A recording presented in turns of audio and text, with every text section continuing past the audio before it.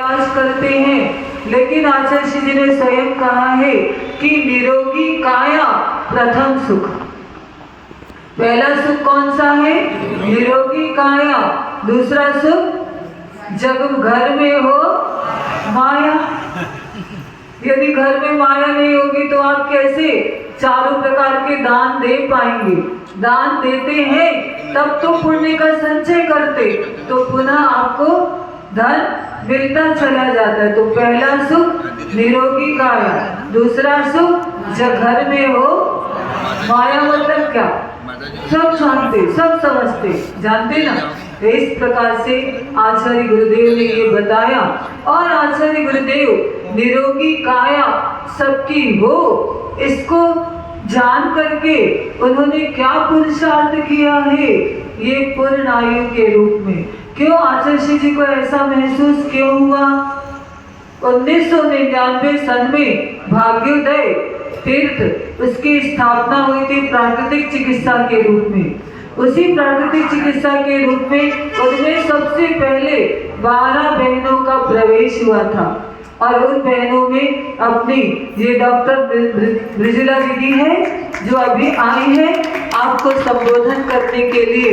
ये 12 बहनों ने मिलकर के 10 वर्ष तक भाग्योदय तीर्थ में रह करके इन्होंने साधना की और प्राकृतिक चिकित्सा चलाया, साथ साथ में अध्ययन भी किया और डॉक्टर के पद को प्राप्त कर लिया। इनके साथ साथ रेखा दीदी आदि सभी 12 बहनें थी। सभी ने वहां रहकर भाग्योदय तीर्थ में रहकर 10 साल तक अपनी सेवाएं दी। और उसके बाद जैसे हमने बताया था, इन्हीं बहनों में से 3 बहनें आरिका बन गई। आरिका श्री कर्तव्यमती माता जी, आरिका श्री गंतव्यमती माता जी और आरिका श्री निकटमती माता जी। तो कर्तव्यमती माता जी तो आरिका श्री गुरुमती माता जी के संग में रह करके अभी उनका चातुर्मास कहाँ हो रहा? बंडा में हो रहा है, आरिका श्री सूत्रमती माता जी के साथ।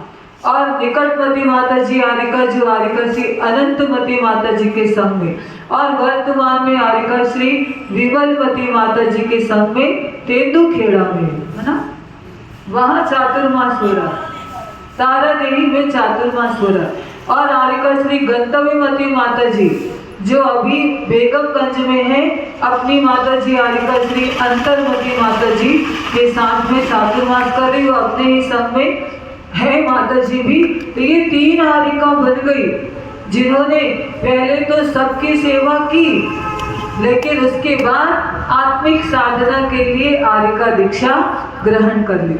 और बाकी बहनें अभी भी वर्तमान में पूर्णायु में आचार्य गुरुदेव के आशीर्वाद से अपनी सेवाएं, अपने कर्तव्य का पालन कर रही है।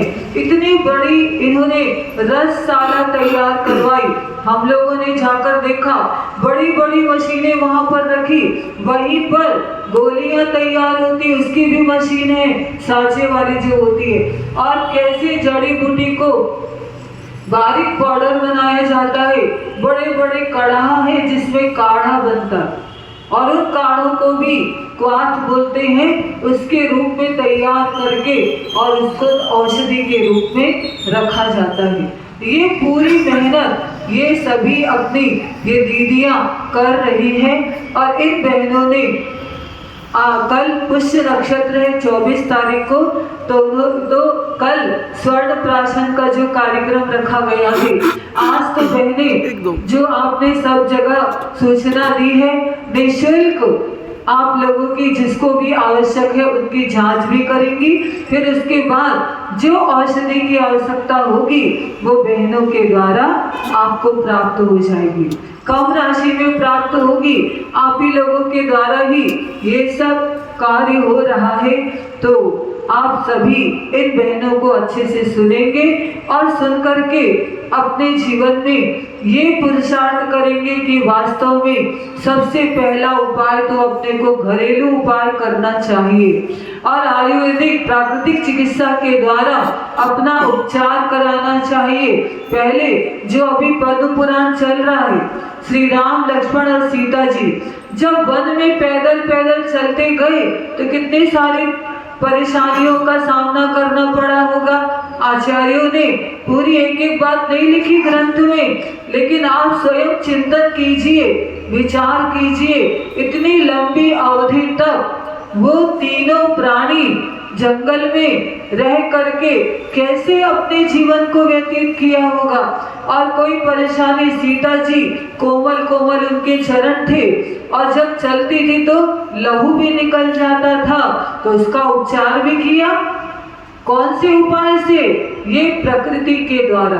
क्योंकि हमने बताया था, आचार्य जी ने मूक माटी में क्या लिखा, 100 रोगों की एक दवा, मिट्टी, पानी और हवा। तो पहले बहने प्राकृतिक चिकित्सा के द्वारा, मिट्टी, पानी और हवा के द्वारा 10 साल तक उन्होंने उपचार दिया। और इसके साथ साथ प्राकृतिक चिकित्सा की और भी औषधि आदि होती है, उसका भी उपयोग उन्होंने श्रावकों के जीवन में करवाया। जितने भी सागर में है भाग्योदय तीर्थ, तो सागर के जितने श्रावक थे जिनको कुछ ऐसा महसूस होता था कि नहीं हमें चिकित्सा की आवश्यकता है, तो वो लोग भाग्योदय पहुंच जाया करते थे बहनों के पास में। और निस्वार्थ भाव से इन्होंने उन सभी श्रावकों की, श्राविकाओं की सेवा किस प्रकार से की, ये तो बहनें स्वयं ही बताएंगी। और वर्तमान में पूर्णायु में वहां पर भी बहुत सारे श्रावक आदि और ऐसे भी श्रावक पहुंचते हैं जिनकी स्थिति संलेखना लेने की हो जाती है, तो उनका भी उपचार किया करती है। और जब संलेखना का समय आता है तो वहाँ प्रतिभा स्थली में वो भी व्यवस्था है। और यदि अभी तो अपनी बड़ी माता जी हम लोग भी वहाँ पर थे, तो हम